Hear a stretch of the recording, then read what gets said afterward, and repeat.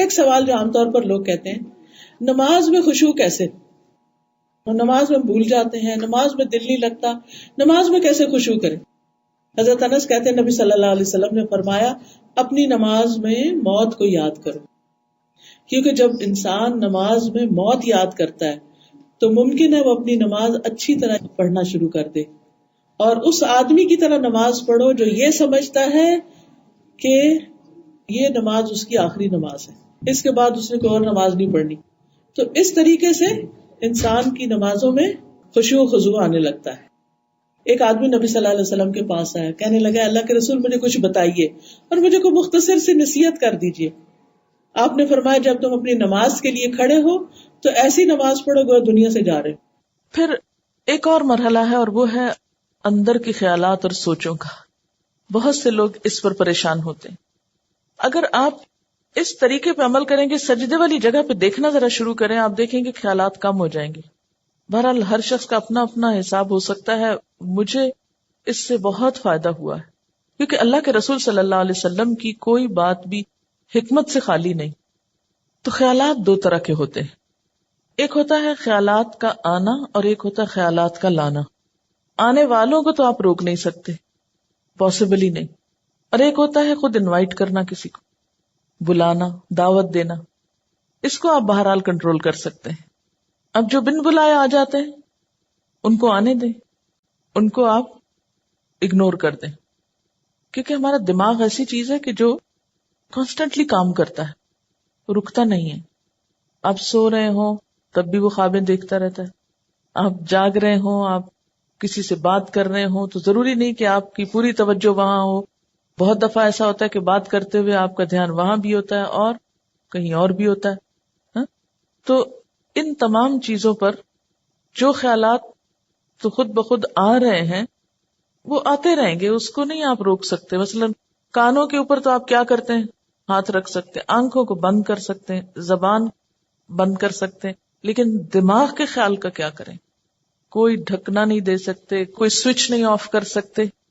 وہ تو خدا نخواستہ آف ہوا تو پھر تو گئے، آن نہیں ہو سکتا پھر. اب یہ بڑی مشکل ہے. اس لیے ان کے پیچھے نہ پڑے، ان کو زیادہ سوچے نہ، ان کو اہمیت نہ دے، ان کو اپنے اوپر حاوی نہ ہونے دے، ان کا تذکرہ نہ بہت زیادہ کریں. یہ کچھ لوگوں کو میں نے دیکھا وہ ہر ایک کو لے کے بیٹھ جاتے ہیں، میں کیا کروں، میرے تو خیال بہت آتے ہیں نماز میں.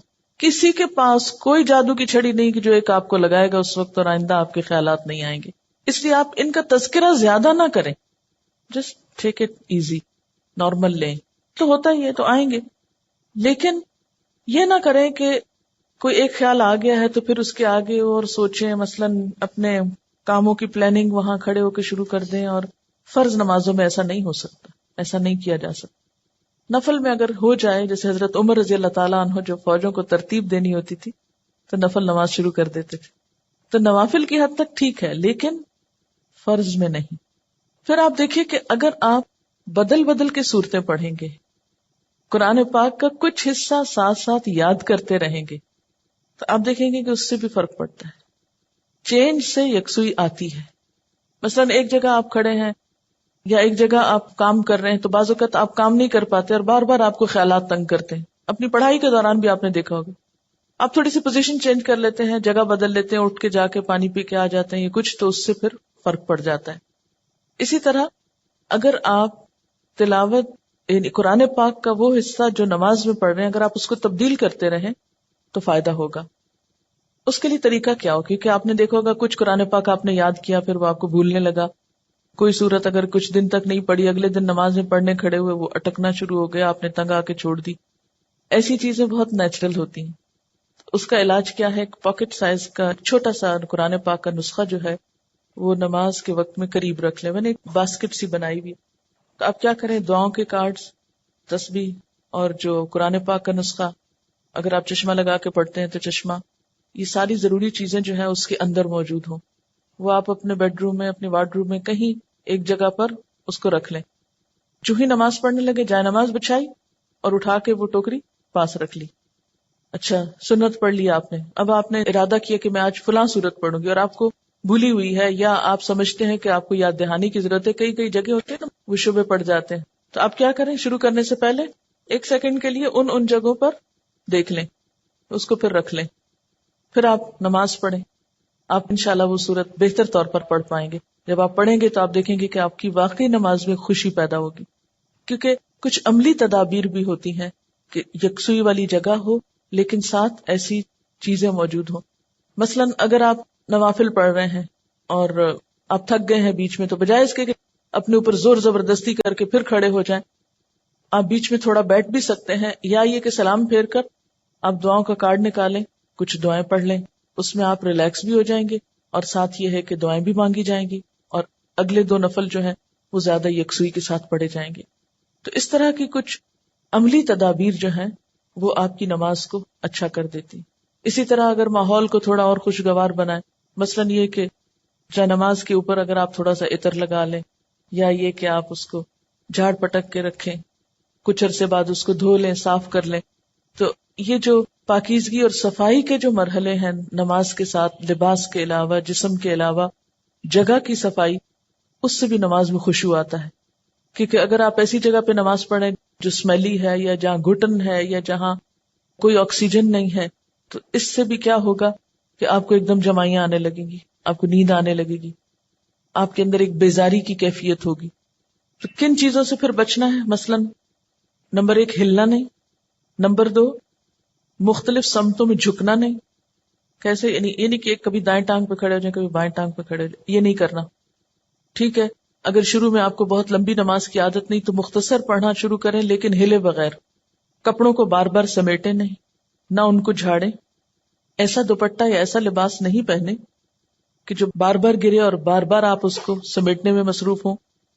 پھر اسی طرح جائے نماز کو درست طریقے پہ بچھائیں. یہ نہیں کہ نماز کے بیچ میں ہی آپ اسے ٹھیک کرنا شروع کر دیں. ایسی جائے نماز پہ کھڑے مت ہوں کہ جو ہر دفعہ میں اکٹھی ہو جائے اور ہر دفعہ میں آپ اس کو سیدھا کر رہے ہوں. جس چیز پر آپ نماز پڑھتے ہیں اس کو بھی درست کرنے کی ضرورت ہے، وہ بھی مددگار ہے.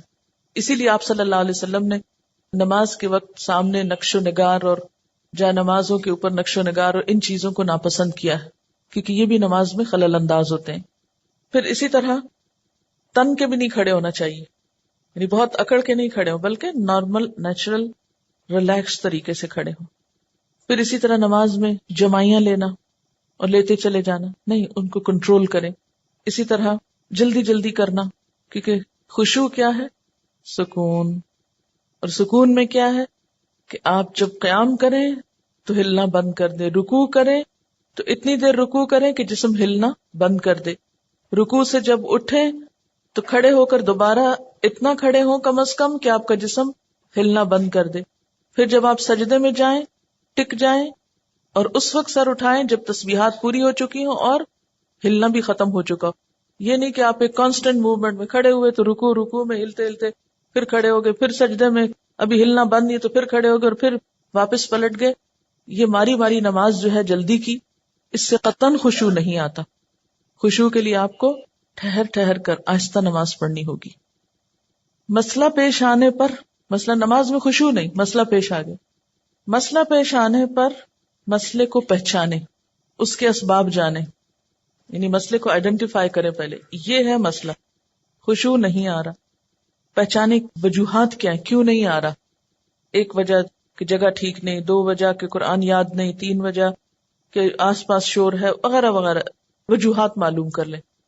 اور ایک ان سب وجوہات سے بڑی وجہ کہ نماز پڑھنے کے ٹھیک طریقہ ہی نہیں آتا، الفاظ کی ادائیگی درست نہیں نماز کی، تو وہ ہر وقت ایک گلٹ ہے اندر، پتہ نہیں ٹھیک پڑھ رہی ہوں کہ نہیں، پتہ نہیں ٹھیک پڑھ رہی ہوں کہ نہیں. یہ جب تک یہ گلٹ رہے گی نماز میں خوشی نہیں آئے گی. اس گلٹ کو دور کریں. اگر آپ کو مثلا اتحیات پڑھنا نہیں آتا، دروشی پڑھنا نہیں آتا، سیکھ لیں کسی سے، بالکل شرم محسوس نہیں کریں، جتنا جلدی ہو سیکھ لیں. کیونکہ اگر درست علم ہوگا تو آپ دیکھیں گے کہ اس سے بھی آپ کو سکون آ جائے گا. سارے مسائل کی وجوہات جانیں اور پھر ایک ایک کر کے وجہ کو دور کرنے کی کوشش کریں. اگر آپ سمجھتے ہیں کہ وجہ دور آپ سے خود نہیں ہو رہی تو کسی سے مشورہ کر لیں کہ اس مسئلے کا حل کیا ہو سکتا ہے. لیکن مسئلے کو سب سے پہلے آپ خود پہچانیں. کبھی یہ نہ کہا کریں بار بار مجھے نہیں پتا کہ یہ کیوں ہے. نہیں، کیوں نہیں پتا ہونا چاہیے. اللہ نے آپ کو عقل دی، سمجھ دی، جاننے کی کوشش کریں. اور پھر اس کے بعد یہ ہے کہ اس کا حل کریں اور اس معاملے میں بے صبری نہ کریں. بہت سے مسائل کے حل میں وقت لگتا ہے، اس وقت کو اویل کریں اور صبر کے ساتھ آہستہ آہستہ آپ دیکھیں گے کہ انشاءاللہ وہ مسئلہ حل ہوتا جائے گا.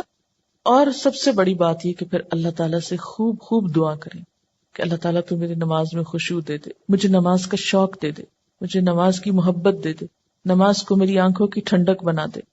اس طرح کی جو بھی دعائیں آپ کے دل میں آئیں، آپ دیکھیے کہ مانگنے کے لیے آپ کے اندر سے بات اٹھنی چاہیے نا. دعا کوئی مصنوعی چیز نہیں ہے کہ کوئی مانگ رہا ہے تو آپ اس کو دیکھ کے آپ بھی شروع کر دیں. اس کی ضرورت آپ کو خود محسوس ہونی چاہیے کہ یہ چاہیے مجھ کو، یہ مانگنا ہے مجھے، اس کے بغیر میرا گزارا نہیں ہو رہا. تو جس طرح دنیا کی چیزوں کے لیے ہم تڑپ تڑپ کے مانگتے ہیں، اسی طرح دین کے لیے بھی، اپنی آخرت کے لیے بھی تڑپ تڑپ کے مانگنا سیکھیں. انشاءاللہ آپ دیکھیں گے کہ اللہ تعالیٰ کی رحمت بہت قریب ہے. ہوتا یہ کہ جب ہم نماز میں لطف اٹھاتے ہیں تو ایک نماز کا اچھا پڑھنا آئندہ کی نماز کے لیے خود بخود انتظار کی کیفیت پیدا کر دیتا ہے نا، کیونکہ آپ نے اس کو انجوائے کیا ہوتا ہے. اور اگر ایک نماز آپ نے خراب پڑھی تو اس کے بعد دل پہ بوجھ پڑتا ہے، اس بوجھ سے گلٹ آتی ہے اور پھر انسان کہتا ہے کیا فائدہ، پتہ نہیں پچھلی کا کیا بنا، اب اگلی کیا پڑھوں. بس وہ ایک پھر ڈگمگانے کی اور کشمکش کی کیفیت پیدا ہو جاتی. تو ہر نماز اپنی جگہ اہم ہے اور ہر نماز کے اندر ایسی کوشش ضروری ہے جو اگلی نماز کے لیے ایک تیاری بن جائے یا ایک گراؤنڈ پریپئر کر دے یا اس کے لیے ایک بنیاد بن جائے. حضرت علی رضی اللہ تعالیٰ عنہ فرماتے ہیں کہ دائیں بائیں التفات یعنی گوشہ چشم سے دیکھنے سے بچنا خشوع ہے. یعنی نماز میں کھڑے ہو کر دائیں بائیں نہیں دیکھنا، ادھر ادھر نہیں دیکھنا اور آنکھوں کے کناروں سے بھی نہیں دیکھنا. جو اس سے بچ جائے گویا وہ خشوع کی حالت میں ہے. حضرت عطا فرماتے ہیں کہ بدن کے کسی حصے سے نہ کھیلنا خشوع ہے. یعنی نماز میں بے وجہ کھجانا یا کپڑے ٹھیک کرنا، ہلنا جلنا، آگے پیچھے ہونا، کبھی ٹانگ اٹھانا، کبھی انگلیاں مروڑنا، کبھی کچھ کرنا، کبھی ایک ٹانگ پہ بوجھ ڈال کے کھڑے ہو جانا، یہ سب چیزیں خشوع کے خلاف ہیں. حضرت ابو ذر رضی اللہ تعالی عنہ سے روایت ہے کہ رسول اللہ صلی اللہ علیہ وسلم نے فرمایا اللہ تعالیٰ نماز کے وقت اپنے بندے کی طرف برابر متوجہ رہتا ہے جب تک وہ دوسری طرف التفات نہ کرے. یعنی بندہ جب رب کی طرف متوجہ رہتا ہے تو رب بھی بندے کی طرف متوجہ رہتا ہے. جب وہ دوسری طرف التفات کرتا ہے یعنی گوشہ چشم سے دیکھتا ہے تو اللہ تعالیٰ اس سے رخ پھیر لیتے ہیں. یعنی آپ کا دھیان اگر اللہ کی طرف رہا تو اللہ کی توجہ بھی آپ کی طرف. جو ہی آپ نے ادھر ادھر منہ کیا، توجہ کی، اللہ نے بھی اپنا رخ پھیر لیا. نبی کریم صلی اللہ علیہ وسلم نے حضرت انس کو حکم دیا کہ اپنی نگاہ اس جگہ رکھو جس جگہ سجدہ کرتے ہو، اور یہ کہ نماز میں دائیں بائیں التفات نہ کرو. یعنی نماز کو خشوع کیا ہے؟ نگاہیں سجدے کی جگہ ہوں. اگر آپ اس عمل میں کامیاب ہو جائیں تو یقین مانے آپ کی نماز میں خشوع آ جائے گا. بہت سے لوگ یہ سمجھتے ہیں کہ شاید آنکھیں بند کر کے نماز پڑھنے سے زیادہ خشوع آتا ہے، جو کہ غلط فہمی ہے. ایسا کرنا پسندیدہ بھی نہیں. لگتا بہت آسان ہے کہ کچھ چیز نظر نہ آئے تو ہمارا دھیان زیادہ اللہ کی طرف ہو جائے گا، لیکن آج آپ نماز میں تجربہ کر کے دیکھیں، جو لوگ آنکھیں بند کر کے پڑھتے ہیں وہ آنکھیں کھول کر سجدے کی جگہ دیکھنا شروع کریں. اس میں یہ ہوتا ہے نا کہ جب ہم بچپن سے ایک طریقے پہ نماز پڑھ رہے ہیں، کبھی کسی نے ہمیں ٹوکا نہیں، کیونکہ ہم سب سے زیادہ مائنڈ اس وقت کرتے ہیں جب کوئی ہماری نماز کی اصلاح کرنا چاہے. عام طور پر اگر آپ لوگوں کو کسی بھی چیز سے روکیں تو وہ اتنا نہیں برا مناتے، لیکن اگر نماز کے بارے میں تھوڑی سی بات بھی کر دے تو ہائپر سینسٹیو ہوتے ہیں، غصہ کرتے ہیں کیوں کہا، یا یہ کہ نماز کا طریقہ درست نہیں، اگر اس میں کسی نے تھوڑی سی بھی مداخلت کر دی تو ناقابل برداشت. تم ہوتے کون ہو مجھے کچھ کہنے والے. اس لیے عموماً لوگ اپنی عزت بچانے کو دوسروں کو چھوڑ دیتے ہیں. ٹھیک ہے جو چاہیں کریں، پھر کیا ہو سکتا ہے. جب کسی کو خود پرواہ نہیں، جب کوئی خود اپنی اصلاح نہیں چاہتا تو آپ کیا کر سکتے ہیں کسی کے لیے. اور بعض اوقات انڈائریکٹلی 20 بار سمجھانے کے باوجود بھی لوگ اپنا طرز عمل نہیں بدلتے. تو یاد رکھیے کہ جب تک طریقہ درست نہیں ہوگا خشوع نہیں آئے گا. تو خشوع لانے کے لیے نمبر 1 کہ سنت کے مطابق نماز پڑھنے کی کوشش کریں اور اس میں سجدے کی جگہ پہ دیکھنا شروع کریں.